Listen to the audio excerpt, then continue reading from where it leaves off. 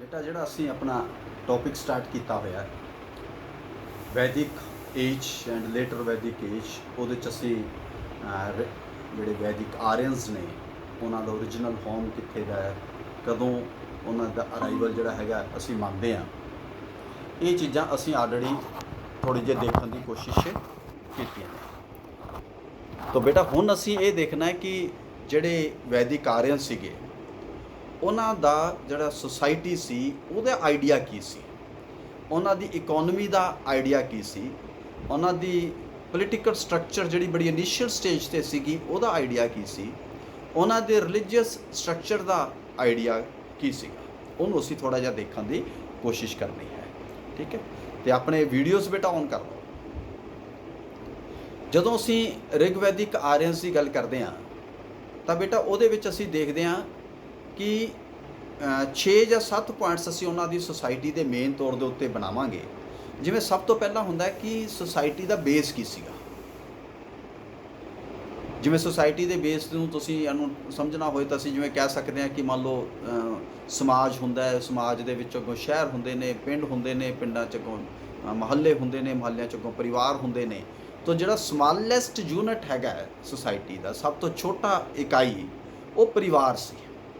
ਅੱਜ ਕੱਲ੍ਹ ਵੀ ਅਸੀਂ ਉਹਨੂੰ ਪਰਿਵਾਰ ਕਹਿੰਦੇ ਹਾਂ, ਲੇਕਿਨ ਅੱਜ ਕੱਲ੍ਹ ਅਸੀਂ ਦੇਖਦੇ ਹਾਂ ਕਿ ਬਹੁਤ ਸਾਰੇ ਫੈਮਲੀਜ਼ ਜਿਹੜੀਆਂ ਨੇ ਉਹ ਨਿਊਕਲੀਅਰ ਫੈਮਲੀਜ਼ ਹੋ ਗਈਆਂ, ਛੋਟੇ ਪਰਿਵਾਰ ਹੋ ਗਏ। ਸੰਯੁਕਤ ਪਰਿਵਾਰ ਜਿਹੜੇ ਨੇ ਉਹ ਘੱਟ ਗਿਣਤੀ ਦੇ ਵਿੱਚ ਰਹਿ ਗਏ, ਬਹੁਤ ਥੋੜ੍ਹੇ ਨੇ ਹੈਗੇ ਹੈ। ਇਹ ਨਹੀਂ ਹੈ ਕਿ ਪ੍ਰਥਾ ਖਤਮ ਹੋ ਗਈ, ਲੇਕਿਨ ਉਹ ਸੰਯੁਕਤ ਪਰਿਵਾਰ ਦੇ ਵਿੱਚ ਵੀ ਅੱਗੋਂ ਨਿਊਕਲੀਅਰ ਸਿਸਟਮ ਡਿਵੈਲਪ ਹੁੰਦਾ ਕਈ ਵਾਰੀ ਅਲੱਗ-ਅਲੱਗ ਤੌਰ ਦੇ ਉੱਤੇ। ਤਾਂ ਅਸੀਂ ਉੱਥੇ ਕੀ ਦੇਖਦੇ ਹਾਂ ਕਿ ਸੰਯੁਕਤ ਪਰਿਵਾਰ ਪ੍ਰਣਾਲੀ ਹੈ ਔਰ ਬੜੀ ਵੱਡੀ ਜੁਆਇੰਟ ਫੈਮਿਲੀ ਹੈ। ਯਾਨੀ ਜਿਹੜੀ ਜੁਆਇੰਟ ਫੈਮਿਲੀ ਟੁੱਟਦੀ ਨਹੀਂ, ਉਸ 'ਚ ਵਾਧਾ ਹੁੰਦਾ ਰਹਿੰਦਾ, ਲੇਕਿਨ ਉਹ ਜੁਆਇੰਟ ਫੈਮਿਲੀ ਬਣੀ ਰਹਿੰਦੀ ਹੈ। ਸਾਰੇ ਚਾਚੇ ਤਾਏ ਵਗੈਰਾ ਸਾਰੇ ਇਕੱਠੇ ਰਹਿੰਦੇ ਆ ਔਰ ਉਸ ਸਾਰੇ ਪਰਿਵਾਰ ਦੇ ਵਿੱਚ ਜਿਹੜਾ ਪਰਿਵਾਰ ਦਾ ਮੁਖੀਆ ਹੈਗਾ ਉਹ ਪ੍ਰਾਇਮਰੀਲੀ ਮੇਲ ਮੈਂਬਰ ਹੈ। ਉਸ ਨੂੰ ਗ੍ਰਹਿਪਤੀ ਜਾਂ ਕੁਲਪਤੀ ਕਿਹਾ ਜਾਂਦਾ, ਪਰਿਵਾਰ ਨੂੰ ਕੁਲ ਕਹਿੰਦੇ। ਔਰ ਉਸ ਗ੍ਰਹਿਪਤੀ ਤੇ ਕੁਲਪਤੀ ਦੇ ਕੋਲੇ ਸਾਰੀਆਂ ਪਾਵਰਸ ਨੇ ਔਰ ਇੱਥੋਂ ਤੱਕ ਪਾਵਰਸ ਨੇ, ਅਗਰ ਪਰਿਵਾਰ ਦਾ ਕੋਈ ਮੈਂਬਰ ਉਹਦੇ ਹੁਕਮ ਨੂੰ ਨਹੀਂ ਮੰਨਦਾ ਜਾਂ ਤੰਗ ਕਰਦਾ ਤਾਂ ਉਸ ਨੂੰ ਪਰਿਵਾਰ ਵਿੱਚੋਂ ਬੇਦਖਲ ਕੀਤਾ ਜਾ ਸਕਦਾ ਸੀ। So he was controlling the whole family system of Rigvedic age, and that was the basic unit of the society of Rigvedic age. ਦੂਜਾ ਸੀਗੀ ਕਿ ਇਹ ਸੱਭਿਅਤਾ ਜਿਹੜੀ ਆ ਉਹ ਪ੍ਰਾਇਮਰੀਲੀ ਅਰਬਨ ਸੀ ਜਾਂ ਰੂਰਲ ਸੀ। ਤਾਂ ਅਸੀਂ ਦੇਖਦੇ ਹਾਂ ਕਿ ਸੱਭਿਅਤਾ ਬੇਸਿਕ ਤੌਰ ਦੇ ਉੱਤੇ ਪੇਂਡੂ ਸੱਭਿਅਤਾ ਸੀ, ਕਿਉਂਕਿ ਇਸ ਸੱਭਿਅਤਾ 'ਚ ਜਿਹੜੇ ਸ਼ਹਿਰ ਵਸਾਏ ਗਏ ਜਾਂ ਜਿਹੜੀਆਂ ਸੱਭਿਅਤਾ 'ਚ ਏਰੀਆ ਜਿਹੜੇ ਸੀਗੇ ਉਹਨਾਂ ਦਾ ਜਿਹੜਾ ਬੇਸਿਕ ਕਿੱਤਾ ਸੀਗਾ ਉਹ ਐਗਰੀਕਲਚਰ ਸੀਗੀ, ਖੇਤੀਬਾੜੀ ਸੀ। ਇਸ ਕਰਕੇ ਜਦੋਂ ਕਿੱਤਾ ਬੇਸਿਕਲੀ ਤੁਹਾਡਾ ਖੇਤੀਬਾੜੀ ਹੈ ਤਾਂ ਨੈਚੁਰਲ ਹੈ ਕਿ ਤੁਹਾਡਾ ਜਿਹੜਾ ਰਹਿਣ ਸਹਿਣ ਦਾ ਢੰਗ ਹੋਏਗਾ ਉਹ ਖੇਤੀਬਾੜੀ ਬੇਸਡ ਯਾਨੀ ਐਗਰੀਕਲਚਰ ਹੋਏਗਾ। ਜਿੱਥੇ ਇੰਡਸਟਰੀ ਹੋਏਗੀ ਉੱਥੇ ਸ਼ਹਿਰੀ ਹੋਏਗਾ, ਜਿੱਥੇ ਵਪਾਰੀ ਹੋਏਗਾ ਉੱਥੇ ਸ਼ਹਿਰੀ ਹੋਏਗਾ, ਤੇ ਜਿੱਥੇ ਖੇਤੀਬਾੜੀ ਦੇ ਉੱਤੇ ਹੋਏਗਾ ਉਹ ਰੂਰਲ ਹੋਏਗਾ। ਤੀਸਰੀ ਚੀਜ਼ ਜਿਹੜੀ ਅਸੀਂ ਅੱਜ ਦੇਖਦੇ ਹਾਂ ਕਿ ਸਮਾਜ ਦੇ ਵਿੱਚ ਉਸ ਵੇਲੇ ਔਰਤ ਦਾ ਕੀ ਸਥਾਨ ਸੀ। ਤੇ ਇਹ ਇੱਕ ਸਾਨੂੰ ਜਦੋਂ ਅਸੀਂ ਅੱਜ ਕੱਲ੍ਹ ਦੀ ਸੁਸਾਇਟੀ ਦੇ ਵਿੱਚ ਤਾਂ ਖੈਰ ਫਿਰ ਬਹੁਤ ਸਾਰੀਆਂ ਚੇਂਜਸ ਆ ਗਈਆਂ। ਜਦੋਂ ਅਸੀਂ ਸੁਸਾਇਟੀ ਦੇ ਵਿੱਚ ਵੂਮਨ ਦੀ ਪੋਜੀਸ਼ਨ ਨੂੰ ਦੇਖਣ ਦੀ ਕੋਸ਼ਿਸ਼ ਕਰਦੇ ਹਾਂ, then it is very interesting to note ਕਿ ਰਿਗਵੈਦਿਕ ਏਜ ਦੇ ਵਿੱਚ ਔਰਤ ਨੂੰ ਬਰਾਬਰੀ ਦਾ ਸਥਾਨ ਪ੍ਰਾਪਤ ਸੀ। ਇੱਕ ਸਾਡੇ ਟੌਪਿਕ ਵੀ ਆਉਂਦਾ ਹੈਗਾ, ਪੇਪਰ ਵੀ ਹੈ ਸਾਡੇ woman of position of woman, ਉਹਨੂੰ ਵੀ ਅਸੀਂ ਕਈ ਵਾਰੀ ਪੜ੍ਹਨ ਦੀ ਕੋਸ਼ਿਸ਼ ਕਰਦੇ ਹਾਂ। ਇਹ ਬੜਾ ਦਿਲਚਸਪ ਟੌਪਿਕ ਹੈ ਜਿਹਨੂੰ ਤੁਹਾਨੂੰ ਸਮਝਣ ਦੀ ਲੋੜ ਹੈਗੀ ਹੈ। ਔਰ ਅਸੀਂ ਜਦੋਂ ਕਹਿੰਦੇ ਹਾਂ ਕਿ ਬੜੀ ਬਰਾਬਰੀ ਦਾ ਔਰ ਬੜਾ ਉੱਚਾ ਸਥਾਨ ਪ੍ਰਾਪਤ ਸੀ ਤਾਂ ਉਹਦੀ ਇੱਕ ਐਗਜ਼ਾਮਪਲ ਬੜੀ ਖੂਬਸੂਰਤ ਹੈ ਕਿ ਰਿਗਵੇਦ ਦੇ ਵਿੱਚ ਜਿਹੜੇ ਸ਼ਲੋਕ ਰਚੇ ਗਏ ਉਹਨਾਂ ਸ਼ਲੋਕਾਂ ਨੂੰ ਰਚਣ ਵਾਲਿਆਂ ਵਿੱਚ ਕਈ ਔਰਤਾਂ ਵੀ ਸ਼ਾਮਲ ਨੇ। ਯਾਨੀ ਔਰਤਾਂ ਦੀ ਵਿਦਵਤਾ, ਉਹਨਾਂ ਦੀ ਆਪਣੀ ਐਜੂਕੇਸ਼ਨ ਔਰ ਲੈਵਲ ਆਫ ਅੰਡਰਸਟੈਂਡਿੰਗ ਇੰਨੀ ਹਾਈ ਸੀ ਕਿ ਉਹਨਾਂ ਨੇ ਸ਼ਲੋਕ ਰਚੇ ਔਰ ਉਹਨਾਂ ਰਚਿਆ ਹੋਇਆ ਸ਼ਲੋਕਾਂ ਨੂੰ ਰਿਗਵੇਦ ਵਿੱਚ ਦਰਜ ਕੀਤਾ ਗਿਆ, ਉਹਦੇ 'ਚ ਸ਼ਾਮਲ ਕੀਤਾ ਗਿਆ, ਜਿਹਦੇ 'ਚ ਵਿਸ਼ਵਾਰਾ ਹੈ, ਗੋਸ਼ਾ ਹੈ, ਤੋ ਇਸ ਤਰੀਕੇ ਦੀਆਂ ਲੋਪ ਮੁਦਰਾ ਹੈ, ਕਈ ਔਰਤਾਂ ਦੇ ਨਾਮ ਅਸੀਂ ਉਹਦੇ ਵਿੱਚ ਲੈਂਦੇ ਹਾਂ। ਔਰ ਔਰਤ ਨੂੰ ਉਸ ਵੇਲੇ ਜਿਹੜਾ ਹੈਗਾ ਅਰਧਾਂਗਨੀ ਕਿਹਾ ਜਾਂਦਾ ਸੀ। ਇਹ ਸ਼ਬਦ ਉੱਥੋਂ ਨਿਕਲ ਕੇ ਆਉਂਦਾ ਹੈ। ਅਰਧਾਂਗਨੀ ਦਾ ਮਤਲਬ ਹੈ ਇਕੁਅਲ ਹਾਫ, ਯਾਨੀ ਮਤਲਬ ਕਿ ਅਸੀਂ ਆਮ ਤੌਰ ਦੇ ਉੱਤੇ ਸਾਡੇ ਸਮਾਜ ਦੇ ਵਿੱਚ ਵੀ ਅਸੀਂ ਕਹਿ ਤਾਂ ਦਿੰਦੇ ਹਾਂ ਬਰਾਬਰੀ ਦਾ ਸਥਾਨ ਪ੍ਰਾਪਤ ਹੈ ਜੀ, ਸਾਡੇ ਗੁਰੂਆਂ ਨੇ, ਪੀਰਾਂ ਨੇ, ਮਹਾਂਪੁਰਸ਼ਾਂ ਨੇ, ਬੜੇ ਬੜੇ ਰਿਸ਼ੀ ਮੁਨੀਆਂ ਨੇ ਇਹ ਗੱਲ ਕਹੀ ਹੈ ਵੀ ਔਰਤ ਦੀ ਇੱਜ਼ਤ ਹੋਣੀ ਚਾਹੀਦੀ ਹੈ, ਔਰਤ ਦਾ ਮਾਣ ਹੋਣਾ ਚਾਹੀਦਾ, ਉਹਨੂੰ ਬਰਾਬਰੀ ਦਾ ਸਥਾਨ ਹੋਣਾ ਚਾਹੀਦਾ ਹੈ। ਬਟ ਜਦੋਂ ਅਸੀਂ ਸੁਸਾਇਟੀ ਦੇ ਵਿੱਚ ਪ੍ਰੈਕਟੀਕਲੀ ਦੇਖਦੇ ਹਾਂ ਤਾਂ ਪ੍ਰੈਕਟੀਕਲੀ ਉਹ ਸਾਨੂੰ ਸੁਸਾਇਟੀ 'ਚ ਚੀਜ਼ ਨਜ਼ਰ ਨਹੀਂ ਆਉਂਦੀ। ਛੋਟੀ ਤੋਂ ਛੋਟੀ ਗੱਲ ਹੋਵੇ ਜਾਂ ਵੱਡੀ ਤੋਂ ਵੱਡੀ ਗੱਲ ਹੋਵੇ, ਜਿਵੇਂ ਛੋਟੀ ਤੋਂ ਛੋਟੀ ਗੱਲ ਦੇ ਵਿੱਚ ਹੈ ਕਿ ਪਰਿਵਾਰ ਦੇ ਵਿੱਚ ਅਗਰ ਕਿਸੇ ਨੇ ਕੋਈ ਫੈਸਲਾ ਲੈਣਾ ਹੈ ਤਾਂ ਉਸ ਫੈਸਲੇ ਦੇ ਵਿੱਚ ਔਰਤ ਦੀ ਹੋ ਸਕਦਾ ਰਾਏ ਲੱਤੀ ਜਾਂਦੀ ਹੋਵੇ, ਲੇਕਿਨ ਔਰਤ ਦੀ ਰਾਏ ਮੰਨੀ ਜਾਂਦੀ ਹੈ ਔਰ ਉਹ ਡੋਮੀਨੇਟ ਕਰਦੀ ਹੈ ਜਾਂ ਪੂਰੀ ਗੱਲ ਮਨਵਾ ਲੈਂਦੀ ਹੈ। ਇਹ ਸੰਭਵ ਸਾਨੂੰ ਦਿਖਾਈ ਨਹੀਂ ਦਿੰਦਾ। ਔਰ ਇੱਦਾਂ ਹੀ ਤੁਸੀਂ ਈਵਨ ਜਿਹੜੀਆਂ ਵੂਮੈਨ ਸਰਵਿਸ ਕਰਦੀਆਂ, ਤੁਸੀਂ ਉਹਨਾਂ ਵਿੱਚੋਂ ਵੀ ਇੱਕ ਵੱਡੀ ਗਿਣਤੀ ਦੇ ਵਿੱਚ ਔਰਤਾਂ ਨੂੰ ਦੇਖੋਗੇ ਕਿ ਉਹਨਾਂ ਦੀ ਵੀ ਜਿਹੜੀ ਇਨਕਮ ਹੈ, ਜਿਹੜੀ ਉਹਨਾਂ ਦੀ ਸੈਲਰੀ ਹੈ, ਤਨਖਾਹ ਹੈ, ਉਸ ਦੇ ਉੱਤੇ ਵੀ ਖਰਚ ਦਾ ਜਿਹੜਾ ਰਾਈਟ ਹੈ ਬੇਸਿਕਲੀ ਉਹ ਮੇਲ ਮੈਂਬਰ ਦੇ ਕੋਲੇ। ਉਹ ਡਿਸਾਈਡ ਕਰਦਾ ਵੀ ਇਹ 'ਚੋਂ ਆਪਾਂ ਕਿੱਥੇ ਪੈਸਾ ਕਿੱਥੇ ਲਾਣਾ ਹੈ। ਚਾਹੇ ਉਹ ਇਹ ਸ਼ੋਅ ਜ਼ਰੂਰ ਕਰਦੇ ਹੋਏ ਨੇ ਵੀ ਅਸੀਂ ਸਹਿਮਤੀ ਨਾਲ ਕਰਦੇ ਹਾਂ ਜੀ, ਆਪਸ ਮਿਲ ਕੇ ਗੱਲ ਕਰਦੇ ਹਾਂ, ਲੇਕਿਨ ਮਿਲ ਕੇ ਗੱਲ ਕਰਦੇ ਹੋਏ ਵੀ ਗੱਲ ਕਰਦਾ ਕੌਣ ਹੈ, ਮਨਵਾਉਂਦਾ ਕੌਣ ਹੈ, ਇਟਸ ਵੈਰੀ ਇੰਪੋਰਟੈਂਟ। तो ये समझना, ये मतलब कि अंदाज़ा लगा सकते हो कि उस वेले की सोसाइटी दे विच वूमन की पोजीशन कितनी अहमियत रखती होएगी जदों उन्हां दा लैवल ऑफ अंडरस्टैंडिंग इस तरीके की इक्वैलिटी दे मन्निया जांदा सी। फिर असीं देखते हैं कि उन्हां दा रिचुअल की सी, जिवें मान लो विआह की प्रणाली असीं उहनूं एग्जाम्पल के तौर दे उत्ते लैंदे, होर भी कुछ चीज़ां असीं लवांगे। तो उत्थे जिहड़ी मैरिज हैगी है वो बड़ा सेक्रड कंसैप्ट जिहड़ा हैगा उसनूं मन्निया जांदा सी। अजकल भी खैर उसनूं बड़ा सेक्रड मानते हैं। और कई थावां दे उत्ते सानूं ईवन पोलीएंड्री जिहड़ी हैगी है वो भी प्रथा देखण नूं मिलदी है। वो भी एक सोसाइटी दी डोमीनेंस दी निशानी हुंदी है। कई बारी अलग अलग थावां दे उत्ते देखदे आ पोलीएंड्री मीनस हुंदी है जिथे एक औरत एक पति तो ज़्यादा पतियां दे नाल भी शादी कर सकदी सी। ਇਹ ਪ੍ਰਥਾ ਜਿਵੇਂ ਅਸੀਂ ਬਾਅਦ ਦੇ ਵਿੱਚ ਕਈ ਵਾਰੀ ਮਹਾਭਾਰਤ ਵਿੱਚ ਦੇਖਦੇ ਹਾਂ, ਸਾਨੂੰ ਦ੍ਰੋਪਦੀ ਦੇ ਕੰਟੈਕਸਟ ਦੇ ਵਿੱਚ ਦਿਖਾਈ ਦਿੰਦੀ ਹੈ ਕਿ ਉਹਦੇ 5 ਪਤੀ ਸੀਗੇ, ਪਰ ਇਹ ਪੋਲੀਐਂਡਰੀ ਜਿਹੜੀ ਹੈ ਉਹ ਰਿਗਵੈਦਿਕ ਕਾਲ ਦੇ ਵਿੱਚ ਸਾਨੂੰ ਦਿਖਾਈ ਨਹੀਂ ਦਿੰਦੀ।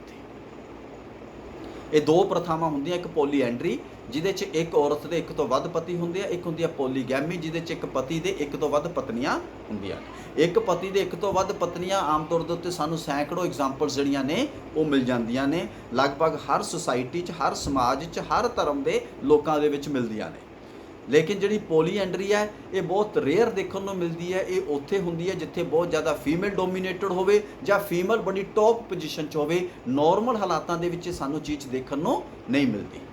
ਤੇ ਇਸ ਕਰਕੇ ਰਿਗਵੈਦਿਕ ਕਾਲ ਦੇ ਵਿੱਚ ਹਾਲਾਂਕਿ ਔਰਤ ਦੀ ਪੋਜੀਸ਼ਨ ਬੜੀ ਡੋਮੀਨੈਂਟ ਸੀਗੀ, ਲੇਕਿਨ ਉਹਦੇ ਬਾਵਜੂਦ ਹਜੇ ਪੋਲੀਐਂਡਰੀ ਜਿਹੜੀ ਹੈਗੀ ਹੈ ਉਹ ਸਾਨੂੰ ਦੇਖਣ ਨੂੰ ਨਹੀਂ ਸੀ ਮਿਲਦੀ, ਕਿਉਂਕਿ ਸ਼ਾਦੀ ਨੂੰ ਇੱਕ ਪਵਿੱਤਰ ਜਿਹੜਾ ਹੈਗਾ ਉਹ ਮੰਨਿਆ ਜਾਂਦਾ ਸੀ ਔਰ ਸ਼ਾਦੀ ਦੇ ਵਿੱਚ ਔਰਤ ਦੀ ਇੱਕ ਆਪਣੀ ਪ੍ਰੋਪਰ ਸੇ ਸੀ ਔਰ ਇਸੇ ਕਰਕੇ ਹਜੇ ਬਾਲ ਵਿਵਾਹ ਦੀ ਪ੍ਰਥਾ ਵੀ ਪ੍ਰਚਲਿਤ ਨਹੀਂ ਸੀ। ਇਹ ਵੀ ਅਜੇ ਜ਼ਰੂਰ ਸਾਨੂੰ ਚੀਜ਼ ਦੇਖਣ ਨੂੰ ਮਿਲਦੀ ਹੈ। ਤੇ ਬਾਕੀ ਉਹ ਰਿਚੁਅਲ ਜਿਹੜੇ ਸੀ ਉਹਦੇ ਨਾਲ ਜੁੜੇ ਹੋਏ ਹੁੰਦੇ ਸਨ। ਔਰ ਇਸੇ ਤਰੀਕੇ ਦੇ ਨਾਲ ਅਸੀਂ ਦੇਖਦੇ ਹਾਂ ਕਿ ਜਿਹੜੀਆਂ ਕੁਝ ਕੁਪ੍ਰਥਾਵਾਂ ਔਰਤਾਂ ਨਾਲ ਬਾਅਦ 'ਚ ਪ੍ਰਚਲਿਤ ਹੋਈਆਂ, ਜਿਵੇਂ ਪਰਦਾ ਪ੍ਰਥਾ ਹੈ, ਬਾਲ ਵਿਵਾਹ ਹੈ, ਸਤੀ ਪ੍ਰਥਾ ਹੈ, ਇਹਨਾਂ ਚੀਜ਼ਾਂ ਦਾ ਜ਼ਿਕਰ ਸਾਨੂੰ ਰਿਗਵੈਦਿਕ ਕਾਲ ਦੇ ਵਿੱਚ ਦੇਖਣ ਨੂੰ ਨਹੀਂ ਮਿਲਦਾ, ਕਿਉਂਕਿ ਇਹ ਪ੍ਰਥਾਵਾਂ ਕਦੋਂ ਜਨਮ ਲੈਂਦੀਆਂ? ਜਦੋਂ ਔਰਤ ਇਨਸਿਕਿਉਰ ਹੋ ਜਾਂਦੀ ਹੈ, ਅਸੁਰੱਖਿਅਤ ਹੋ ਜਾਂਦੀ ਹੈ। ਜਦੋਂ ਅਸੁਰੱਖਿਅਤ ਹੋ ਜਾਂਦੀ ਹੈ ਉਦੋਂ ਹੀ ਫਿਰ ਆਉਂਦਾ ਵੀ ਇਹਦੇ ਉੱਤੇ ਪਾਬੰਦੀ ਲੱਗਦੀ ਹੈ ਵੀ ਇਹਦਾ ਚਿਹਰਾ ਟਕਿਆ ਜਾਏ, ਇਹਨੂੰ ਕੋਈ ਦੇਖੇ ਨਾ, ਇਹਨੂੰ ਕੋਈ ਉਸ ਤਰੀਕੇ ਦੇ ਨਾਲ ਇਹ ਆਪਣੇ ਇੱਕ ਉਹਨੂੰ ਕਹਿ ਦਿੰਦੇ ਆ ਵੀ ਅੱਜ ਕੱਲ੍ਹ ਵੀ ਸ਼ਰਮ ਦਾ ਇੱਕ ਪੈਮਾਨਾ ਰੱਖੇ। ਉਹ ਯਾਨੀ ਬਹੁਤ ਸਾਰੇ ਕੰਸੈਪਟ ਸੁਸਾਇਟੀ ਦੇ ਬਣ ਜਾਂਦੇ ਆ। ਇਸੇ ਕਰਕੇ ਕਹਿੰਦੇ ਆ ਵੀ ਲੜਕੀ ਦਾ ਪਤਾ ਨਹੀਂ ਬਾਅਦ 'ਚ ਸੁਸਾਇਟੀ ਦੇ ਵਿੱਚ ਕੀ ਹਾਲ ਹੈ, ਚਲੋ ਛੇਤੀ ਵਿਆਹ ਦਿਓ। ਬਾਲ ਵਿਵਾਹ ਦਾ ਵੀ ਇਸੇ ਤਰੀਕੇ ਨਾਲ ਕੰਸੈਪਟ ਆ ਜਾਂਦਾ ਵੀ ਨਹੀਂ ਜੀ ਇਹਦੀ ਤਾਂ ਸ਼ਾਦੀ ਪੱਕੀ ਹੋ ਗਈ, ਇਹ ਹੁਣ ਹੋਰ ਕਿਸੇ ਪਾਸੇ ਨਹੀਂ ਜਾ ਸਕਦੀ। ਤਾਂ ਇਹ ਉਦੋਂ ਆਉਂਦੇ ਆ ਜਦੋਂ ਔਰਤ ਦੀ, ਲੜਕੀ ਦੀ ਪੋਜੀਸ਼ਨ ਸਮਾਜ ਵਿੱਚ ਅਸੁਰੱਖਿਅਤ ਹੋ ਜਾਂਦੀ ਹੈ। ਔਰ ਇਸੇ ਕਰਕੇ ਫਿਰ ਸ਼ਾਦੀ ਤੋਂ ਬਾਅਦ ਮੰਨ ਲਓ ਹਸਬੈਂਡ ਦੀ ਡੈਥ ਹੋ ਗਈ ਤਾਂ ਉਸ ਤੋਂ ਬਾਅਦ ਦੈਨ ਸਤੀ ਪ੍ਰਥਾ ਪ੍ਰਚਲਿਤ ਹੋ ਜਾਂਦੀ ਹੈ ਅਗੇਨ, ਕਿ ਜਾਂ ਤਾਂ ਔਰਤ ਕਹਿੰਦੀ ਹੈ ਵੀ ਮੈਂ ਉਹਦੇ ਨਾਲ ਹੀ ਚਲੀ ਗਈ, ਕਿਉਂ? ਜਾਂ ਫਿਰ ਉਸ ਨੂੰ ਤੁਹਾਨੂੰ ਪਰਮਿਸ਼ਨ ਦੇਣੀ ਪਏਗੀ ਵਿਡੋ ਰੀਮੈਰਿਜ ਦੀ, ਕਿ ਉਹ ਕਿਸੇ ਹੋਰ ਦੇ ਨਾਲ ਸ਼ਾਦੀ ਕਰਕੇ ਆਪਣੇ ਸੇਫਟੀ ਜਾਂ ਆਪਣੇ ਆਪ ਨੂੰ ਸੁਰੱਖਿਅਤ ਜਿਹੜੀ ਹੈਗੀ ਹੈ ਕਰ ਸਕੇ। ਪਰ ਕਈ ਵਾਰੀ ਜਦੋਂ ਵਿਡੋ ਰੀਮੈਰਿਜ ਦਾ ਕੰਸੈਪਟ ਨਹੀਂ ਚੱਲਦਾ ਦੈਨ ਸਤੀ ਪ੍ਰਥਾ ਜਿਹੜੀ ਹੈ ਡੋਮੀਨੇਟ ਹੋ ਜਾਂਦੀ ਹੈ। ਕਿਉਂਕਿ ਮੰਨ ਲਓ ਬਾਲ ਵਿਵਾਹ ਦੇ ਵਿੱਚ ਹੀ ਹੋ ਗਈ ਤੇ ਉਹਨੂੰ ਹੁਣ ਵਿਡੋ ਰੀਮੈਰਿਜ ਦਾ ਕਨਸੈਪਟ ਬੜਾ ਔਖਾ ਹੋ ਜਾਂਦਾ। ਸੋ ਇਹ ਅਲੱਗ-ਅਲੱਗ ਦੌਰ ਦੇ ਵਿੱਚ ਪ੍ਰਥਾਵਾਂ ਚੱਲੀਆਂ, ਲੇਕਿਨ ਰਿਗ ਵੈਦਿਕ ਕਾਲ ਦੇ ਵਿੱਚ ਸਾਨੂੰ ਇਹ ਦੇਖਣ ਨੂੰ ਨਹੀਂ ਮਿਲਦੀਆਂ। ਫਿਰ ਅਸੀਂ ਦੇਖਦੇ ਹਾਂ ਕਿ ਜਿਹੜਾ ਸਮਾਜ ਓਵਰਆਲ ਸੀਗਾ ਉਹ ਕਿੰਨੇ ਕੁ ਹਿੱਸਿਆਂ 'ਚ ਵੰਡਿਆ ਹੋਇਆ ਸੀ, ਜਿਹਨੂੰ ਅਸੀਂ ਬੇਸਿਕਲੀ ਜਾਤ ਪਾਤ ਦੀ ਪ੍ਰਣਾਲੀ ਕਹਿ ਦਿੰਦੇ ਹਾਂ, ਕਾਸਟ ਸਿਸਟਮ ਕਹਿ ਦਿੰਦੇ ਹਾਂ। ਤਾਂ ਅਸੀਂ ਦੇਖਦੇ ਹਾਂ ਕਿ ਰਿਗ ਵੈਦਿਕ ਕਾਲ ਦੇ ਅੰਦਰ ਜਿਹੜੀ ਜਾਤ ਪਾਤ ਅਸੀਂ ਅੱਜ ਦੇਖਦੇ ਹਾਂ, ਬ੍ਰਾਹਮਣ, ਖੱਤਰੀ, ਵੈਸ਼, ਸ਼ੂਦਰ, ਹਿੰਦੂਇਜ਼ਮ ਦੇ ਅੰਦਰ ਔਰ ਬਾਕੀ ਦੂਜੀਆਂ ਕਮਿਊਨਿਟੀਜ਼ ਦੇ ਵਿੱਚ ਇੱਕ ਡਿਫਰੈਂਟ ਕਾਈਂਡ ਦੇ ਨਾਲ, ਉੱਥੇ ਸਾਨੂੰ ਉਸ ਤਰੀਕੇ ਦਾ ਕਾਸਟ ਸਿਸਟਮ ਦਿਖਾਈ ਨਹੀਂ ਦਿੰਦਾ। ਉੱਥੇ ਅਸੀਂ ਦੋ ਤਰ੍ਹਾਂ ਦੇ ਵਰਗ ਦੇਖਦੇ ਹਾਂ। ਇੱਕ ਵਰਗ ਦੇਖਦੇ ਹਾਂ ਆਰਿਆ, ਇੱਕ ਦੇਖਦੇ ਹਾਂ ਅਨਾਰਿਆ।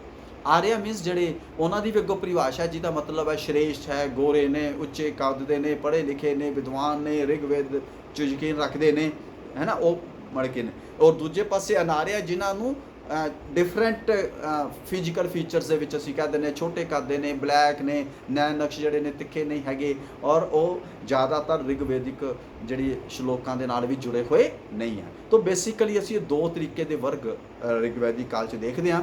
ਹਾਲਾਂਕਿ ਜਦੋਂ ਰਿਗਵੈਦਿਕ ਕਾਲ ਆਪਣੀ ਲਾਸਟ ਸਟੇਜ ਵਿੱਚ ਹੈ ਔਰ ਉੱਤਰ ਵੈਦਿਕ ਕਾਲ ਸ਼ੁਰੂ ਹੋਣ ਵਾਲਾ ਹੈ, ਤਾਂ ਉੱਥੇ ਅਸੀਂ ਜ਼ਰੂਰ ਕੁਝ ਐਸੇ ਸ਼ਲੋਕ ਦੇਖਦੇ ਹਾਂ ਜਿਨ੍ਹਾਂ ਸ਼ਲੋਕਾਂ ਦੇ ਵਿੱਚ 4 ਜਾਤਾਂ ਦਾ ਵਰਣਨ ਨਜ਼ਰ ਆਉਂਦਾ ਹੈ। ਉਦੋਂ ਇਹ ਵੀ ਕਿਹਾ ਜਾਂਦਾ ਕਿ ਹੋ ਸਕਦਾ ਹੈ ਕਿ ਸ਼ਲੋਕ ਬਾਅਦ ਦੇ ਵਿੱਚ ਐਡ ਕੀਤੇ ਹੋਣ ਜਦੋਂ ਕਾਸਟ ਸਿਸਟਮ ਬਹੁਤ ਡੋਮੀਨੈਂਟ ਹੋ ਗਈ।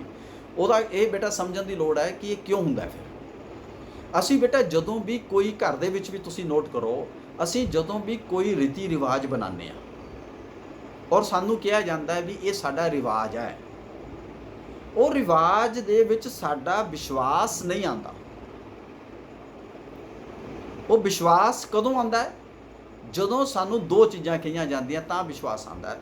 ਇੱਕ ਇਹ ਕਿਹਾ ਜਾਂਦਾ ਵੀ ਇਹ ਸਾਡੇ ਧਰਮ ਦੇ ਅਨੁਸਾਰ ਹੈ, ਤੇ ਫਿਰ ਸਾਡਾ ਇੱਕਦਮ ਵਿਸ਼ਵਾਸ ਬਣ ਜਾਂਦਾ ਵੀ ਹਾਂ ਇਹ ਧਾਰਮਿਕ ਕੰਮ ਹੈ, ਤਾਂ ਇਹ ਇੱਦਾਂ ਹੀ ਕਰਨਾ ਚਾਹੀਦਾ, ਵੀ ਨਹੀਂ ਤਾਂ ਗਲਤ ਹੋ ਜਾਊ। ਦੂਸਰਾ, ਇਹ ਸਾਡਾ ਜੱਦੀ ਚੱਲਿਆ ਆਉਂਦਾ, ਟ੍ਰੈਡੀਸ਼ਨਲ ਹੈ। ਤੁਹਾਨੂੰ ਕੋਈ ਵੀ ਬੰਦਾ ਆ ਕੇ ਕਵੇ ਵੀ ਆ ਤੂੰ ਨਵਾਂ ਰਿਵਾਜ ਪਾ ਲਿਆ ਹੈ, ਤਾਂ ਵਿਸ਼ਵਾਸ ਨਹੀਂ ਬਣਦਾ ਉਹਦੇ 'ਚ, ਪਾ ਚਾਹੇ ਲਓ। ਪਰ ਜਦੋਂ ਤੁਹਾਨੂੰ ਕੋਈ ਬੰਦਾ ਕਹਿੰਦਾ ਕਿ ਇਹ ਤਾਂ ਆਪਣਾ ਜੀ ਬਹੁਤ ਸਾਡੇ ਜੱਦੀ ਚੱਲਿਆ ਆਉਂਦਾ, ਸਾਡੀ ਤਾਂ ਮਾਨਤਾ ਹੈ, ਈਵਨ ਸਾਨੂੰ ਕੋਈ ਕਹਿ ਦਿੰਦਾ ਕਿ ਉਸ ਥਾਂ ਤੇ ਜਾ ਕੇ ਮੱਥਾ ਟੇਕ ਕੇ ਉਹ ਮਾਨਤਾ ਹੈ, ਈਵਨ ਤਾਂ ਵੀ ਸਾਡੇ ਮਨ ਦੇ ਵਿੱਚ ਆ ਜਾਂਦਾ ਵੀ ਚੱਲੀਏ। ਸੋ ਇਸ ਕਰਕੇ ਜਦੋਂ ਅਸੀਂ ਇੱਥੇ ਦੇਖਦੇ ਹਾਂ ਕਿ ਲੇਟਰ ਸਟੇਜ ਦੇ ਉੱਤੇ ਆ ਕੇ ਚੀਜ਼ਾਂ ਐਡ ਹੋਈਆਂ, ਤਾਂ ਉਹ ਹੋ ਸਕਦਾ ਕਿ ਜਾਤ ਪਾਤ ਨੂੰ ਸਿਸਟਮ ਨੂੰ ਸੈੱਟ ਕਰਨ ਦੇ ਲਈ ਕਿ ਲੋਕ ਉਸ ਨੂੰ ਫੋਲੋ ਕਰਨ, ਉਹਨੂੰ ਉਹਦੇ 'ਚ ਐਡ ਕੀਤਾ ਗਿਆ ਔਰ ਬਾਅਦ ਦੇ ਵਿੱਚ ਕਿਹਾ ਗਿਆ ਕਿ ਇਹ ਧਰਮ ਦੇ ਨਾਲ ਸੰਬੰਧਿਤ। ਔਰ ਲੇਟਰ ਵੈਦਿਕ ਏਜ ਦੇ ਵਿੱਚ ਤਾਂ ਫਿਰ ਉਹ ਸਮਾਜ ਦੇ ਵਿੱਚ ਚੀਜ਼ਾਂ ਲਾਗੂ ਹੀ ਹੋ ਗਈਆਂ। ਪਰ ਰਿਗ ਵੈਦਿਕ ਕਾਲ ਦੇ ਸ਼ੁਰੂ 'ਚ ਸਾਨੂੰ ਜਿਵੇਂ ਮੰਨ ਲਓ ਤੇ 10 ਮੰਡਲ ਨੇ, ਤਾਂ 9 ਮੰਡਲਾਂ ਤੱਕ ਇਹ ਚੀਜ਼ ਦੇਖਣ ਨੂੰ ਨਹੀਂ ਆਉਂਦੀ। 10ਵੇਂ ਮੰਡਲ 'ਚ ਇੱਕ ਸੂਕਤ ਹੈ ਜਿਹਨੂੰ ਕਹਿੰਦੇ ਆ ਪੁਰਸ਼ ਸੂਕਤ, ਜਿਹਦੇ 'ਚ ਕਿਹਾ ਜਾਂਦਾ ਕਿ ਜਿਹੜੇ ਬ੍ਰਾਹਮਣ ਨੇ ਉਹ ਬ੍ਰਹਮਾ ਦੇ ਮੁਖ 'ਚੋਂ ਪੈਦਾ ਹੋਏ, ਖੱਤਰੀ ਬਾਜੂਆਂ 'ਚੋਂ ਪੈਦਾ ਹੋਏ, ਜਿਹੜੇ ਵੈਸ਼ ਨੇ ਪੇਟ 'ਚੋਂ ਪੈਦਾ, ਔਰ ਸ਼ੂਦਰ ਜਿਹੜੇ ਨੇ ਉਹ ਲੋਅਰ ਜਿਹੜੇ ਲੈਗਸ ਵਗੈਰਾ 'ਚੋਂ ਪੈਦਾ ਹੋਏ। ਕਿਉਂਕਿ ਉਸ ਵੇਲੇ ਇਹ ਕਨਸੈਪਟ ਜਿਹੜਾ ਸੀਗਾ ਵਰਕ ਬੇਸਡ, ਕੰਮ ਦੇ ਉੱਤੇ ਆਧਾਰਿਤ, ਉਹ ਸ਼ੁਰੂ ਹੋ ਚੁੱਕਾ ਸੀ ਕਿ ਜਿਹੜੇ ਪੜ੍ਹਨ ਲਿਖਣ ਦਾ ਕੰਮ ਕਰਨਗੇ ਮੂੰਹ 'ਚੋਂ ਹੋਣਾ ਬ੍ਰਾਹਮਣ ਹੋਣਗੇ, ਜਿਹੜੇ ਸਮਾਜ ਦੀ ਸੁਰੱਖਿਆ ਦਾ ਜਾਂ ਬਾਜੂਆਂ ਨਾਲ ਕੰਮ ਕਰਨਗੇ ਖੱਤਰੀ ਹੋਣਗੇ, ਜਿਹੜੇ ਉਸ ਦਾ ਵਪਾਰ ਕਰਨਗੇ, ਖੇਤੀਬਾੜੀ ਕਰਨਗੇ, ਪੇਟ ਪਾਲਣ ਦਾ ਕੰਮ ਕਰਨਗੇ ਵੈਸ਼ਯ ਹੋਣਗੇ, ਜਿਹੜੇ ਥੱਲੇ ਸਾਰੇ ਸਿਸਟਮ ਨੂੰ ਸਫਾਈ ਔਰ ਦੂਸਰਾ ਸਿਸਟਮ ਕਰਨਗੇ ਉਹ ਸ਼ੂਦਰ ਹੋਣਗੇ। ਦਿਸ ਕਨਸੈਪਟ ਹੈਜ਼ ਬੀਨ ਸਟਾਰਟਡ, ਤੇ ਉਹਨੂੰ ਇੱਕ ਸੈਂਕਸ਼ਨ ਦੇਣੀ ਜ਼ਰੂਰੀ ਹੁੰਦੀ ਹੈ। ਇਸ ਕਰਕੇ ਇਹ ਕਨਸੈਪਟ ਸਾਨੂੰ 10ਵੇਂ ਮੰਡਲ ਦੇ ਵਿੱਚ ਪੁਰਸ਼ ਸੂਕਤ ਰਾਹੀਂ ਦੇਖਣ ਨੂੰ ਮਿਲਦਾ ਹੈ। ਪਰ ਬਾਅਦ 'ਚ ਇਹ ਕਲੈਰੀਫਿਕੇਸ਼ਨ ਵੀ ਹੈ ਕਿ ਤੁਹਾਡੀ ਜਾਤ ਬਦਲ ਸਕਦੀ ਸੀ। ਉਹਦਾ ਮਤਲਬ ਕੀ ਹੈ ਕਿ ਮੰਨ ਲਓ ਮੈਂ ਪੜ੍ਹਨ ਲਿਖਣ ਦਾ ਕੰਮ ਸ਼ੁਰੂ ਕਰ ਦਿੱਤਾ, ਤਾਂ ਮੈਂ ਬ੍ਰਾਹਮਣ ਕਹਿਲਾਊਂਗਾ। ਜਿਵੇਂ ਅੱਜ ਕੱਲ੍ਹ ਦੇ ਸਿਸਟਮ 'ਚ ਥੋੜ੍ਹਾ ਜਿਹਾ ਸਮਝਣਾ ਹੋਵੇ, ਅੱਜ ਕੱਲ੍ਹ ਸਿਸਟਮ ਖੈਰ ਉਹ ਨਹੀਂ ਹੈ। ਮੰਨ ਲਓ ਹੁਣ ਜਿਹੜਾ ਬੰਦਾ ਪੜ੍ਹ ਲਿਖ ਕੇ ਪਰ ਟੀਚਿੰਗ ਕਰਨ ਲੱਗ ਜਾਂਦਾ ਉਹ ਟੀਚਰ ਹੈ। ਉਹ ਹੁਣ ਟੀਚਰ ਅੱਗੋਂ ਉਹ ਕਿਸ ਧਰਮ ਨਾਲ ਸੰਬੰਧਿਤ ਹੈ, ਕਿਸ ਜਾਤ ਨਾਲ ਸੰਬੰਧਿਤ ਹੈ, ਉਹ ਦੂਜੇ ਨੰਬਰ 'ਤੇ ਚਲੀ ਜਾਂਦੀ ਹੈ ਗੱਲ। ਪ੍ਰਾਇਮਰੀਲੀ ਉਹ ਕੀ ਕਿਹਾ ਜਾਂਦਾ ਉਹਨੂੰ, ਉਹ ਟੀਚਰ ਹੈ। ਤਾਂ ਉਸ ਵੇਲੇ ਇਹ ਕੈਟਾਗਰੀ ਸੀਗੀਆਂ ਤੇ ਜਿਹਨੂੰ ਸੁਸਾਇਟੀ 'ਚ ਵੰਡਿਆ ਗਿਆ ਸੀਗਾ। ਤਾਂ ਜਿੱਥੋਂ ਤੱਕ ਬੇਟਾ ਭੋਜਨ ਦਾ ਸਵਾਲ ਹੈ, ਉਹ ਧਿਆਨ 'ਚ ਰੱਖਣਾ ਕਿ ਜਿਹੜਾ ਭੋਜਨ ਹੁੰਦਾ ਹੈ ਹਮੇਸ਼ਾ ਹੀ ਲੋਕਲ ਪ੍ਰੋਡਕਸ਼ਨ 'ਤੇ ਡਿਪੈਂਡ ਕਰ ਰਿਹਾ ਹੁੰਦਾ ਹੈ। ਤੁਸੀਂ ਉਹੀ ਚੀਜ਼ਾਂ ਖਾਓਗੇ ਜੋ ਤੁਹਾਨੂੰ ਆਪਣੇ ਇਰਦ ਗਿਰਦ ਚੀਜ਼ਾਂ ਉਪਲਬਧ ਹੋਣਗੀਆਂ। ਔਰ ਪੁਰਾਣੇ ਸਮੇਂ 'ਚ ਬਾਹਰੋਂ ਤਾਂ ਕੋਈ ਫੂਡ ਆਉਂਦਾ ਨਹੀਂ ਸੀਗਾ, ਰੈਫਰੀਜਰੇਟਰ ਹੁੰਦੇ ਨਹੀਂ ਸੀਗੇ, ਤੇ ਇਸ ਕਰਕੇ ਜੋ ਸਾਡੇ ਖੇਤਾਂ ਵਿੱਚ ਚੀਜ਼ ਪੈਦਾ ਹੁੰਦੀ ਸੀ, ਜੋ ਸਾਡੇ ਘਰਾਂ ਵਿੱਚ ਬਣਦੀ ਸੀ, ਉਹੀ ਸਾਡਾ ਭੋਜਨ ਸੀ। ਲੋਕ ਸ਼ਾਕਾਹਾਰੀ ਵੀ ਸੀ, ਲੋਕ ਮਾਂਸਾਹਾਰੀ ਵੀ ਸੀ। ਪਰ ਮਾਂਸਾਹਾਰੀ ਵੀ ਉਹ ਸੀਗੇ ਜੋ ਮਾਸ ਅਵੇਲੇਬਲ ਸੀ। ਸ਼ਾਕਾਹਾਰੀ ਦੇ ਵਿੱਚ ਜੋ ਸਾਡੇ ਗੇਹੂੰ, ਚਾਵਲ, ਜੌਂ, ਬਾਜਰਾ, ਜੋ ਸਾਡੀਆਂ ਪੁਰਾਣੀਆਂ ਟ੍ਰੈਡੀਸ਼ਨਲ ਚੀਜ਼ਾਂ ਰਹੀਆਂ ਨੇ, ਉਹ ਚੀਜ਼ਾਂ ਹੀ ਉੱਥੋਂ ਦੇ ਲੋਕ ਖਾਂਦੇ ਸਨ। ਉਸ ਤੋਂ ਬਾਅਦ ਆ ਜਾਂਦਾ ਸਾਡਾ ਪਹਿਰਾਵਾ। ਪਹਿਰਾਵਾ ਵੀ ਬੇਟਾ ਹਮੇਸ਼ਾ ਸਾਡੇ ਆਪਣੇ ਲੋਕਲ ਹਾਲਾਤਾਂ ਉੱਤੇ ਡਿਪੈਂਡ ਕਰਦਾ ਹੈ। ਜਿਵੇਂ ਮੰਨ ਲਓ ਹੁਣ ਸਾਡੇ ਬੇਟਾ ਜਨਵਰੀ ਪੈ, ਤੇ ਕੀ ਅਸੀਂ ਜਨਵਰੀ ਦੇ ਵਿੱਚ ਅੰਗਰੇਜ਼ਾਂ ਵਾਲੇ ਕੱਪੜੇ ਪਾ ਕੇ ਬਾਹਰ ਘੁੰਮ ਸਕਦੇ? ਨਹੀਂ ਘੁੰਮ ਸਕਦੇ, ਕਿਉਂਕਿ ਸਾਡੇ ਟੈਂਪਰੇਚਰ ਕਿੰਨਾ ਹੁੰਦਾ 6 ਡਿਗਰੀ, 7 ਡਿਗਰੀ, 10 ਡਿਗਰੀ, 15 ਡਿਗਰੀ। ਅਸੀਂ ਤਾਂ ਇੱਕ ਕੱਪੜੇ ਦੇ ਉੱਤੇ 2-2 ਸਵੈਟਰ ਪਾਉਂਦੇ ਹਾਂ। So we can't have that type of dresses, ਕਿਉਂਕਿ ਸਾਡਾ ਸਮਾਜ ਤਾਂ ਬਾਅਦ ਦੀ ਗੱਲ ਆ, ਸਾਡਾ ਕਲਾਈਮੇਟ ਸਾਨੂੰ ਇਜਾਜ਼ਤ ਨਹੀਂ ਦਿੰਦਾ, ਸਾਡਾ ਮੌਸਮ ਸਾਨੂੰ ਇਜਾਜ਼ਤ ਨਹੀਂ ਦਿੰਦਾ। ਜਦੋਂ ਤੁਸੀਂ ਬੇਟਾ ਮਈ ਜੂਨ ਦੇ ਵਿੱਚ ਬਾਹਰ ਜਾਂਦੇ ਹੋ, ਧੁੱਪ ਦੇ ਵਿੱਚ ਬਾਹਰ ਜਾਂਦੇ ਹੋ, ਤਾਂ ਅਸੀਂ ਤਾਂ ਮੂੰਹ ਵੀ ਢੱਕ ਕੇ ਜਾਂਦੇ, ਕਿਉਂਕਿ ਸਾਡੇ ਟੈਂਪਰੇਚਰ ਕਿੰਨਾ ਹੁੰਦਾ ਹੈ 40 ਡਿਗਰੀ, 45 ਡਿਗਰੀ। ਤਾਂ ਉਹਨਾਂ ਹਾਲਾਤਾਂ ਦੇ ਵਿੱਚ ਹਾਊ ਕੈਨ ਵੀ ਅਫੋਰਡ, ਇਸ ਤਰ੍ਹਾਂ ਤੁਹਾਨੂੰ ਪਤਾ ਵੀ ਅੱਜ ਕੱਲ੍ਹ ਤੁਸੀਂ ਦੇਖਦੇ ਹੋ ਲੋਕੀ ਦਸਤਾਨੇ ਵੀ ਪਾਉਂਦੇ ਨੇ, ਗਲਵਸ ਵੀ ਪਾਉਂਦੇ ਆ, ਮੂੰਹ ਵੀ ਢੱਕਦੇ ਆ। ਦੇਰ ਆਰ ਸੋ ਮੈਨੀ ਥਿੰਗਸ ਵੀ ਅਡੋਪਟ। ਤਾਂ ਸਾਡਾ ਪਹਿਰਾਵਾ ਸਾਡੇ ਲੋਕਲ ਹਾਲਾਤਾਂ ਤੇ ਸਰਕਮਸਟੈਂਸਿਸ ਤੇ ਡਿਪੈਂਡ ਕਰ ਰਿਹਾ ਹੁੰਦਾ ਹੈ। ਬਾਅਦ 'ਚ ਉਹਦੇ ਵਿੱਚ ਫੈਸ਼ਨ ਐਡ ਹੁੰਦਾ ਹੈ, ਜੋ ਅਸੀਂ ਥੋੜ੍ਹਾ ਬਹੁਤਾ ਵਧਾਉਂਦੇ ਔਰ ਘਟਾਉਂਦੇ ਰਹਿੰਦੇ ਹਾਂ ਉਹਦੇ ਉੱਤੇ ਬੇਸਡ। ਬਟ ਉਹ ਟੈਂਪਰੇਰੀ ਹੁੰਦਾ ਹੈ, ਉਹ ਸਾਡਾ ਰੂਟੀਨ 'ਚ ਨਹੀਂ ਹੁੰਦਾ। ਉਹਦੀ ਰੂਪ ਰੇਖਾ ਜ਼ਰੂਰ ਬਦਲਦੀ ਹੈ, ਲੇਕਿਨ ਬੇਸਿਕ ਢਾਂਚਾ ਨਹੀਂ ਬਦਲਦਾ। ਇਸ ਕਰਕੇ ਜਦੋਂ ਅਸੀਂ ਉੱਥੇ ਦੇਖਦੇ ਹਾਂ ਤਾਂ 3 ਤਰ੍ਹਾਂ ਦੇ ਕੱਪੜੇ ਪ੍ਰਚਲਿਤ ਸਨ। ਉਹ ਪੁਰਸ਼ਾਂ ਦੇ ਵਿੱਚ ਜਿਹਨੂੰ ਕਹਿੰਦੇ ਨੀਵੀ, ਇੱਕ ਕਹਿੰਦੇ ਵਾਸ, ਇੱਕ ਕਹਿੰਦੇ ਆਦੀਵਾਸ, ਯਾਨੀ ਇੱਕ ਧੋਤੀ, ਇੱਕ ਉਹਦੇ ਉੱਤੇ ਕੁੜਤਾ ਔਰ ਇੱਕ ਉੱਤੇ ਸਿਰ ਦੇ ਉੱਤੇ ਜਾਂ ਪਹਿਨਣ ਨੂੰ ਕੋਈ ਨਾ ਕੋਈ ਚੀਜ਼।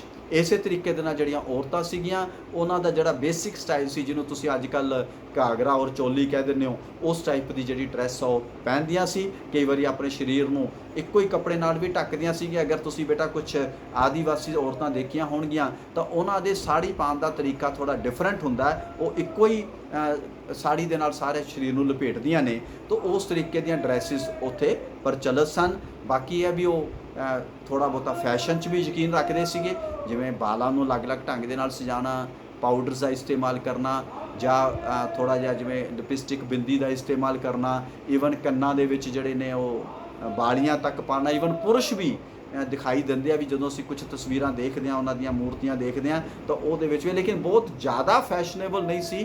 ਕਿਉਂ? ਕਿਉਂਕਿ ਫੈਸ਼ਨ ਜ਼ਿਆਦਾ ਇਨਕਰੀਜ਼ ਹੁੰਦਾ ਅਰਬਨਾਈਜੇਸ਼ਨ ਨਾਲ, ਫੈਸ਼ਨ ਜ਼ਿਆਦਾ ਇਨਕਰੀਜ਼ ਹੁੰਦਾ ਵਪਾਰ ਦੇ ਨਾਲ। ਜਦੋਂ ਸਾਡਾ ਬੇਸਿਕ, ਅਸੀਂ ਮੰਨ ਲਓ ਹੁਣ ਬੇਟਾ ਪਿੰਡ ਕਿਸੇ ਬੰਦੇ ਨੇ ਖੇਤ 'ਚ ਕੰਮ ਕਰਨ ਜਾਣਾ, ਉਹ ਹੁਣ ਗਲੇ 'ਚ ਹਾਰ ਪਾ ਕੇ ਥੋੜ੍ਹੀ ਜਾਊਗਾ, ਠੀਕ ਹੈ ਨਾ। ਉਹ ਫੈਸ਼ਨ ਕਰਕੇ ਉਹ ਤੱਕ ਜਾਊਗਾ ਕਿ ਮੈਂ ਸਿੰਪਲ ਜਿਹੇ ਡਰੈਸ ਨਾਲ ਜਾਵਾਂ, ਜਿਹਦੇ ਨਾਲ ਮੈਂ ਕੰਫਰਟੇਬਲ ਹੋਵਾਂ ਅਤੇ ਆਪਣੀ ਖੇਤੀਬਾੜੀ ਕੰਮ ਕਰ ਸਕਾਂ। ਹਾਂ, ਘਰ 'ਚ ਆ ਕੇ ਮੈਂ ਜ਼ਰੂਰ ਸੰਵਰਨ ਦੀ ਕੋਸ਼ਿਸ਼ ਕਰੇਗਾ। ਅਤੇ ਪਰ ਜਿਹੜਾ ਸ਼ਹਿਰ ਦਾ ਬੰਦਾ ਹੈ, ਜਿਹਨੇ ਮੰਨ ਲਓ ਆਫਿਸ ਜਾਣਾ ਹੈ, ਉਹ ਵੈਲ ਡਰੈਸ ਹੋ ਕੇ ਜਾਏਗਾ, ਕਿਉਂਕਿ ਉਹਨੇ ਜਾ ਕੇ ਸਿਰਫ ਦਫ਼ਤਰ 'ਚ ਬਹਿਣਾ ਹੈ ਔਰ ਜਾਂ ਤਾਂ ਪੈਨ ਨਾਲ ਕੰਮ ਕਰਨਾ ਹੈ ਤੇ ਜਾਂ ਮੂੰਹ ਜ਼ਬਾਨੀ ਕੰਮ ਕਰਨਾ ਹੈ। ਸੋ ਹੀ ਕੈਨ ਅਫੋਰਡ। ਪਰ ਇੱਕ ਸਵੀਪਰ ਜਿਹੜਾ ਹੈਗਾ ਉਹ ਟਾਈ ਟੂਈ ਲਾ ਕੇ ਤਾਂ ਅੱਜ ਝਾੜੂ ਫੜ ਕੇ ਨਹੀਂ ਨਾ ਕੰਮ ਕਰ ਸਕਦਾ।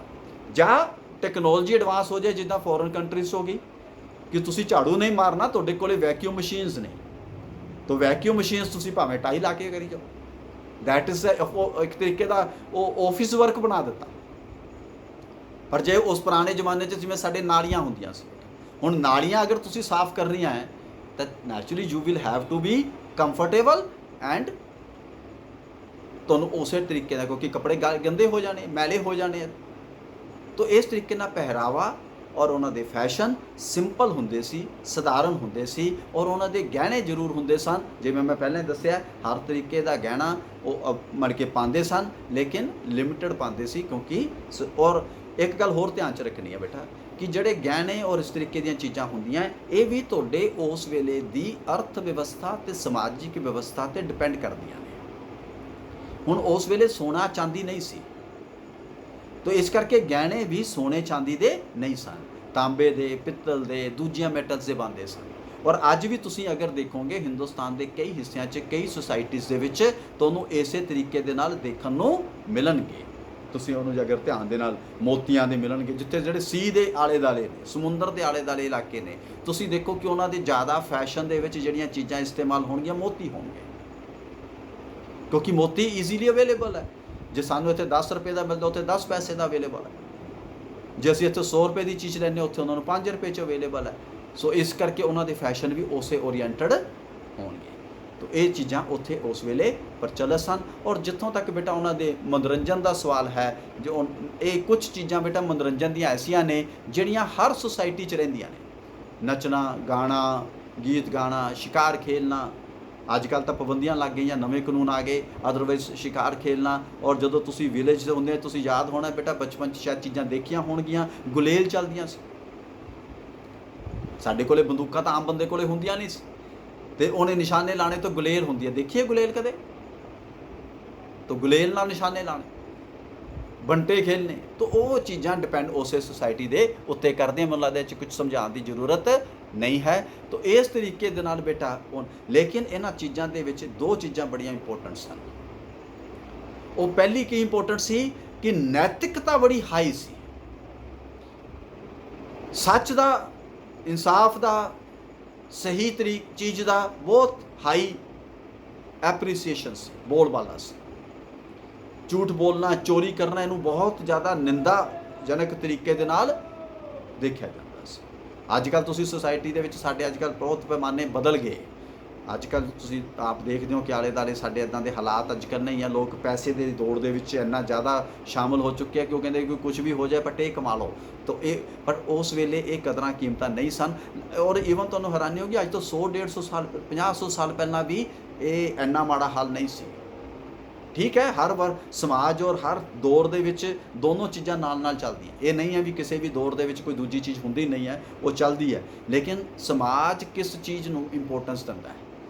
ਹੁਣ ਤੁਸੀਂ ਦੇਖੋ ਕਿ ਸਾਡੇ ਜਿਵੇਂ ਕਈ ਵਾਰੀ ਕੁਐਸਚਨ ਆ ਜਾਂਦਾ ਵੀ ਸਮਾਜ 'ਚ ਇੱਕ ਇਮਾਨਦਾਰ ਬੰਦਾ ਇਲੈਕਸ਼ਨ ਲੜਦਾ, ਇੱਕ ਬੇਈਮਾਨ ਲੜਦਾ, ਸਭ ਨੂੰ ਪਤਾ ਹੁੰਦਾ। ਲੇਕਿਨ ਉਸ ਦੇ ਬਾਅਦ ਵੀ ਕਈ ਵਾਰ ਬੇਈਮਾਨ ਜਿੱਤ ਜਾਂਦਾ, ਕਿਉਂਕਿ ਬਾਕੀ ਪ੍ਰੋਸੈਸ ਦੇ ਵਿੱਚ ਉਹ ਕਾਮਯਾਬ ਹੁੰਦਾ। ਸੋ ਦੇਰ ਆਰ ਸੋ ਮੈਨੀ ਫੈਕਟਰਸ ਇਹ ਚੱਲਦੇ ਨੇ। ਔਰ ਲਾਸਟ ਵਿੱਚ ਬੇਟਾ ਅਸੀਂ ਦੇਖਣਾ ਕਿ ਜੀਵਨ ਦੇ ਪ੍ਰਤੀ ਉਹਨਾਂ ਦਾ ਦ੍ਰਿਸ਼ਟੀਕੋਣ ਕੀ ਸੀ। ਉਹ ਆਪਣੇ ਮਤਲਬ ਕਿ ਇੱਕ ਚੀਜ਼ ਹੁੰਦੀ ਹੈ ਬੇਟਾ ਜਿਹਨੂੰ ਅਸੀਂ ਕਹਿ ਦਿੰਦੇ ਹਾਂ ਪਲੇਜਰ। ਪਲੇਜਰ ਦਾ ਮਤਲਬ ਹੁੰਦਾ ਹੈ ਅਸੀਂ ਬਹੁਤ ਸਾਰੀਆਂ ਫੈਸਿਲਿਟੀਜ਼ ਐਡ ਕਰਕੇ ਅਸੀਂ ਆਪਣੇ ਆਪ ਨੂੰ ਖੁਸ਼ ਰੱਖਣ ਦਾ ਪ੍ਰਯਾਸ ਕਰਦੇ ਹਾਂ। ਮੰਨ ਲਓ ਟੀਵੀ ਵੀ ਹੈਗਾ ਹੈ ਸਾਡੇ ਕੋਲੇ, ਗਰਮੀਆਂ 'ਚ ਏਸੀ ਵੀ ਹੈਗਾ ਸਾਡੇ ਕੋਲੇ, ਸਰਦੀਆਂ ਦੇ ਵਿੱਚ ਹੀਟਰ ਵੀ ਹੈਗੇ ਆ। ਉਹ ਅਸੀਂ ਇੰਜੋਏ ਕਰਦੇ ਹਾਂ ਵੀ ਸਾਨੂੰ ਨਾ ਗਰਮੀ ਲੱਗ ਰਹੀ ਹੈ ਨਾ ਸਰਦੀ ਲੱਗ ਰਹੀ ਹੈ, ਮਨੋਰੰਜਨ ਵੀ ਹੋ ਰਿਹਾ। That is our pleasures. And second is that is the happiness. ਅਸੀਂ ਕੀ ਦੇਖਦੇ ਹਾਂ ਕਿ ਮੈਂ ਟੀਵੀ ਦੇਖਦੇ ਦੇਖਦੇ ਵੀ ਕਈ ਵਾਰੀ ਉਦਾਸ ਹਾਂ। ਮੇਰੇ ਕੋਲ ਸਾਰੀਆਂ ਫੈਸਿਲਿਟੀਜ਼ ਹੋਣ ਦੇ ਬਾਵਜੂਦ ਵੀ ਯਾਰ ਕਹਿੰਦੇ ਨੇ ਨਾ ਵੀ ਸਾਡਾ ਮਨ ਨਹੀਂ ਲੱਗਦਾ। Because the happiness comes from the inner side, ਜਿਹਨੂੰ ਅਸੀਂ ਆਨੰਦ ਕਹਿ ਦਿੰਦੇ ਹਾਂ, ਖੁਸ਼ੀ ਕਹਿ ਦਿੰਦੇ ਹਾਂ। ਉਹ ਖੁਸ਼ੀ ਸਾਡੇ ਅੰਦਰੋਂ ਨਿਕਲਦੀ ਹੈ। ਉਹਨਾਂ ਦੀ ਲਾਈਫ ਦਾ ਮੇਨ ਏਮ ਉਹ ਆਨੰਦ, ਉਹ ਖੁਸ਼ੀ ਸੀ ਜਿਹੜੀ ਅੰਦਰੋਂ ਜਨਰੇਟ ਹੋਣੀ ਚਾਹੀਦੀ ਹੈ, ਨਾ ਕਿ ਫੈਸਿਲਿਟੀਜ਼ ਸੀਗੀਆਂ ਜਿਹੜੀਆਂ ਸਾਨੂੰ ਜੀਵਨ ਨੂੰ ਜੀਣ ਦੇ ਲਈ ਕੰਫਰਟੇਬਲ ਕਰਦੀਆਂ ਨੇ। ਠੀਕ ਹੈ ਨਾ? ਤਾਂ ਇਹ ਚੀਜ਼ਾਂ ਉੱਥੋਂ ਦੇ ਸਮਾਜ ਦਾ ਬੇਟਾ ਇੱਕ ਪ੍ਰਮੁੱਖ ਹਿੱਸਾ ਸੀਗੀਆਂ ਜਿਹਨੂੰ ਅਸੀਂ